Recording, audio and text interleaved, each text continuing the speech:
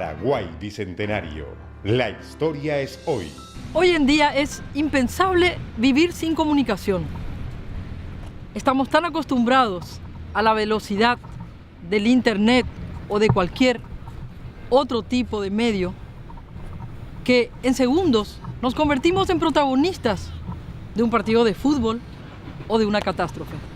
¿Alguna vez se preguntó usted cómo hacían las personas hace 200 años para enterarse de las decisiones que tomaban los políticos y que podían afectar sus propias vidas? ¿Y cómo hicieron los próceres después del 14 y 15 de mayo de 1811, los Francia, los Caballeros, los Iturbe, para contarle a una población de 8.000 habitantes que tenía Asunción o de 100.000 que tenía la provincia del Paraguay, de que ya no era el poder español el que mandaba sobre ellos y que se marchaba hacia una ciudad y posiblemente un país soberano?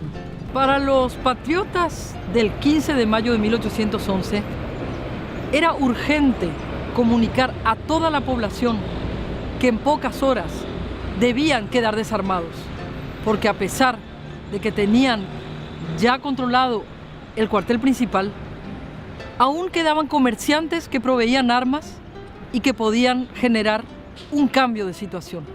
Pero ¿cómo lo hicieron? ¿Cómo lograron que en pocas horas toda la gente se enterara de los graves acontecimientos que estaban sucediendo?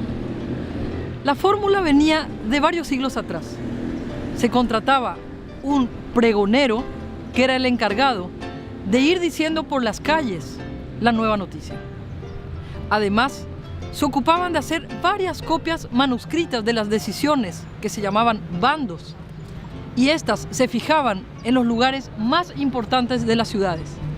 En el caso de Asunción, la mañana del 15 y los días sucesivos de mayo de 1811, varios bandos aparecieron clavados en la pared de la Casa de los Gobernadores, que se encontraba en esta plaza céntrica de Asunción.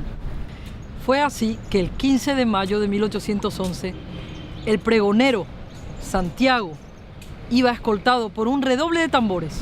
Detrás iba el escribano mayor de gobierno, con una serie de rollos de papel en la mano, y que alertaba a la población que en términos de 2 horas deberían deponer todas las armas. Y además, después de las 9 de la noche, cualquiera que estuviera fuera de su casa sería apresado. Así nacía la prensa hace 200 años en el Paraguay.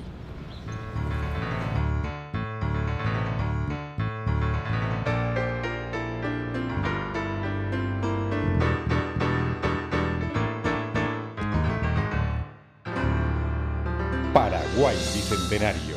La historia es hoy.